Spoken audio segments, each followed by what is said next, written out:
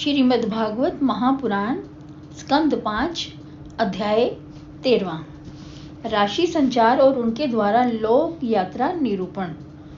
श्री शुकदेव जी कहने लगे, हे राजन, इस प्रकार प्रमाण और लक्षण से भूमंडल की स्थिति कही है। इस प्रकार खगोल का प्रमाण है। इसी प्रमाण से नभोमंडल को समझना। जैसे मटर, चना, अरहर, उड़द आदि की दाल की जाए तो उसके दोनों दल समान होंगे, इसी प्रकार भूगोल और खगोल है। इन दोनों के बीच आकाश है। इस अंतरिक्ष के बीच में सूर्य त्रिलोकी को तपाते हैं और यही सूर्य उत्तरायण, दक्षिणायन, विश्वत गतियों से ऊंचे चढ़ना, नीचे उतरना व समान स्थान पर चलने के हेतु मकर राशियों में आकर रात दिन को बड़ा, छोटा और समान कर देता है। जब मेष और तुला राशि में सूर्य आते हैं तब रात दिन समान होते हैं। जब वृष आदि 5 राशियों में सूर्य आते हैं तब दिन बड़े, रात्रियां 1 महीने में 1-1 घड़ी कम होती जाती हैं। वृश्चिक आदि 5 राशियों में सूर्य दिन छोटा और रात बड़ी करते हैं। जब सूर्य दक्षिणायन आते हैं तब दिन बढ़ते हैं और जब उत्तरायण आते हैं तो रात्रियां बढ़ती हैं। इस प्रकार सूर्य का मानसोत्तर और सुमेरु के बीच भ्रमण करने का मार्ग 9,51,00,000 योजन है और इन पर्वतों से पूर्व इंद्रपुरी है, दक्षिण की ओर में धर्मराजपुरी है, इनसे पश्चिम की ओर वरुणपुरी है, उत्तर में चंद्रमा की पुरी है। इन पुरियों में जब सूर्य पहुंचता है तब उदय, मध्याह्नम, अस्त और अर्धरात्रि हुआ करते हैं, जो प्राण प्रवृत्ति के कारण है। सुमेरु के चारों तरफ सूर्य इतनी ही दूर रहता है जिससे सुमेरु मध्य पर सदा मध्याह्नम ही रहे। जहाँ सूर्य उदय होता है उससे समान सूत्र पर अस्त होता है और जहाँ मध्याह्नम होता है उससे समान सूत्र पर आधी रात होती है।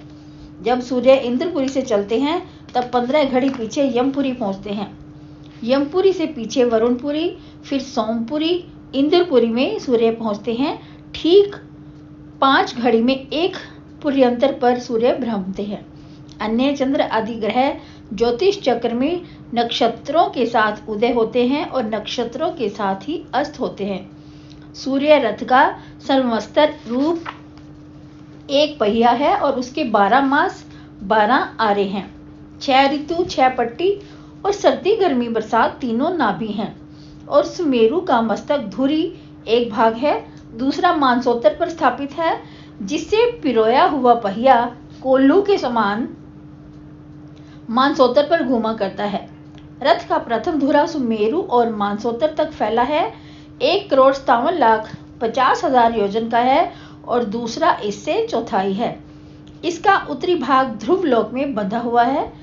उसमें बैठने का स्थान 36 लाख योजन लंबा और इससे चतुर्थार्थ चौड़ा है। गायत्री आदि छंदों के नाम के 7 घोड़े अरुण नाम सारथी के जोते हुए सूर्य के रथ को खींचते हैं। सारथी सूर्य के आगे बैठता है परंतु उसका मुख सूर्य के सन्मुख रहता है। अंगूठे के पोरे के समान 60,000 बालखिल्य नाम ऋषि अनेक सूक्तों से स्तुति किया करते हैं। 9.5 करोड़ 1 लाख योजन प्रमाण परिभ्रमण करते हुए सूर्य प्रत्येक क्षण में 2 सहस्त्र योजन और 2 कोस चलते हैं। स्कंद 5 अध्याय 14 ग्रह की गति का वर्णन। राजा परीक्षित कहते हैं, हे ब्राह्मण, आपने कहा सूर्य सुमेरु और ध्रुव की परिक्रमा करके सब राशियों के सम्मुख बिना प्रदक्षिणा किए सुमेरु को वाम करके चलते हैं। सो यह बात विरुद्ध प्रतीत होती है, इसको समझा कर कहिए। श्री शुकदेव जी बोले, जैसे चाक घूमता है, उस चाक के साथ उसके ऊपर चींटी आदि जीव दूसरी ओर चलते हों तो भी उसे चक्र की गति से अनुसार ही दिखते हैं। वे जीव चाक के भाग को छोड़ दूसरे भाग में आ जाते हैं।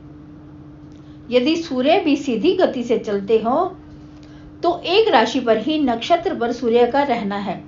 जैसे कोई मनुष्य किसी ग्राम की प्रदक्षिणा को गया हो तो दूसरा पुरुष ढूंढने को सीधे मार्ग से चलेगा तो पूर्वगत को नहीं पावेगा और उल्टा चलेगा तो उसको पावेगा। इससे सूर्य के विपरीत चलने में राशियंतर तथा नक्षत्रांतर पर हो जाना ही सूर्य के उल्टे चलने का सबूत है।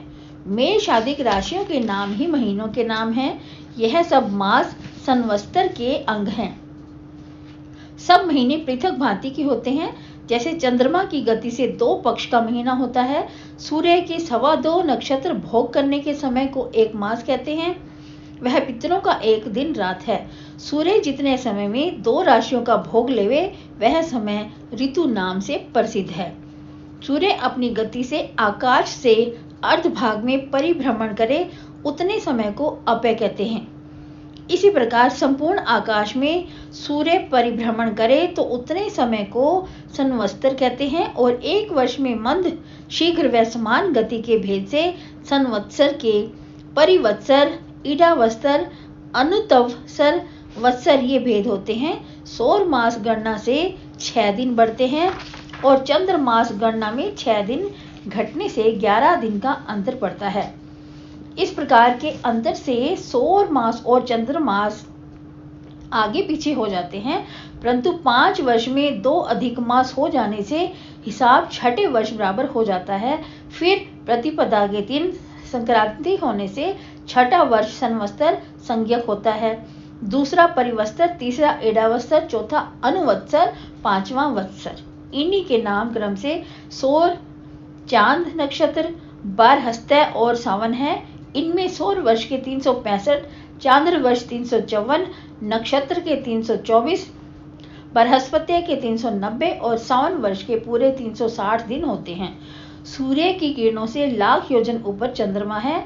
12 राशियों को चंद्रमा 2 पक्ष में भोगता है और सूर्य की 1 महीने की भुक्ति को चंद्रमा 2.25 दिन में भोगता है।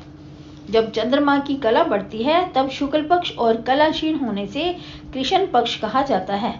पितरों की अहरात्र को बनाता हुआ अन्नमय प्राणियों का प्राण यह चंद्रमा 60 घड़ी में 1 नक्षत्र को भोगता है। पितर, भूत, पक्षी, सर्प, लता, झाड़ इन सबको तृप्त करते हैं। इससे चंद्र को सर्व में कहा जाता है। चंद्रमा से 3 लाख योजन ऊपर अश्विन्यादि नक्षत्र है। ये अभिजीत सहित 2800 नक्षत्र मेरु की दाहिनी प्रदक्षिणा करते हैं। इनसे 2 लाख योजन पर शुक्र है। यह शुक्र सूर्य के समान चलता है। यह सबको शुभ फल देने वाला है। वर्षा रोकने वाले ग्रह को यह शांत कर देता है। शुक्र से 2 लाख योजन ऊपर बुध है। यह चंद्र पुत्र सबको शुभ फल देता है। जब यह सूर्य से पृथक दूसरी राशि पर हो जाता है तब शून्य, मेघ और अनावृष्टि आदि होने की सूचना करता है। इससे 2-2 लाख योजन ऊपर मंगल है। यह वक्री न हो तो 1.5 महीना में 1 राशि को भोगता हुआ 12 राशियों को भोगता है। प्रायः यह प्राणियों को दुख देता है। मंगल से 2 लाख योजन दूर बृहस्पति है। यह वक्री ना हो तो राशि को 1 वर्ष तक भोगते हैं। बृहस्पति जी ब्राह्मणों के अनुकूल रहते हैं। बृहस्पति से 2 लाख योजन पर शनैश्चर प्रकाश करते हैं। 1 राशि पर घूमने में शनैश्चर जी को 30 महीने लगते हैं। 1 वर्ष में सब राशियों पर घूमना समाप्त करते हैं। यह प्राणियों को अशांति देने वाले हैं। शनैश्चर से 11 लाख योजन दूर सप्त ऋषि है। यह ऋषि लोगों को शांति देते हुए विष्णु के ध्रुव स्थान की प्रदक्षिणा किया करते हैं। स्कंद 5 अध्याय 15वां। श्री शुकदेव जी बोले, हे राजन, उससे ऊपर 13 लाख योजन पर विष्णुपद है, जहाँ श्री ध्रुव जी स्थित हैं, जिनकी चाल कभी रुकती नहीं। वेग वाले सब ग्रह, नक्षत्र, तारागणों को बांधने वाले एक एक थंब रूप यह ध्रुव जी सदा प्रकाशमान रहते हैं। यह ग्रह आदि नक्षत्र भीतर और बाहर जुड़े हुए इस ध्रुव का ही अवलंबन किए हुए हैं।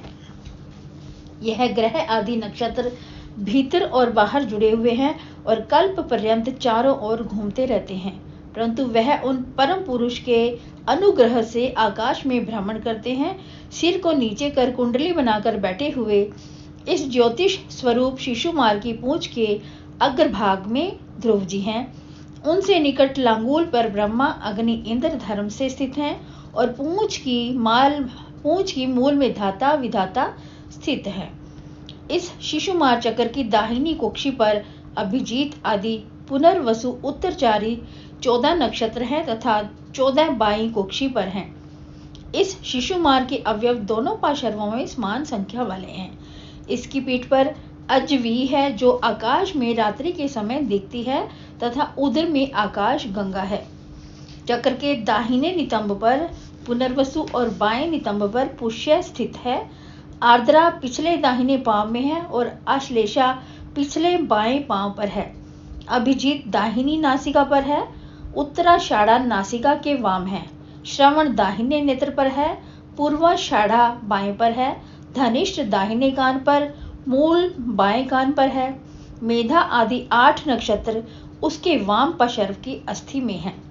मृगशिर आदि उत्तरायणी 8 नक्षत्र उसके दक्षिणी पार्श्व की अस्थियों में उल्टे लगे हैं और शतभिषा दाहिने कंधे पर, ज्येष्ठा बाएं कंधे पर, ऊपर के ओठ पर अगस्त्य, नीचे के ओठ पर यम, मुख पर मंगल, लिंग पर शनि, पृष्ठ अंग पर बृहस्पति, छाती पर सूर्य, हृदय में नारायण, मन में चंद्रमा, नाभि पर शुक्र, दोनों सतनों पर अश्विनी कुमार, प्राण और अपान में बुध, गले पर राहु, सब अंगों में केतु और रोमों में तारागण लगे हुए हैं। यही शिशुमार चक्र भगवान का देवमय रूप है। संध्या समय मौन भगवान के इस स्वरूप का दर्शन योग्य है। यह नक्षत्र तारा में अधिदेव रूप त्रिकाल में मंत्र जपने वालों के पाप नष्ट करने वाले इस शिशुमार चक्र को जो तीनों समय नमस्कार करता है उसके उस समय के संपूर्ण पाप नष्ट हो जाते हैं।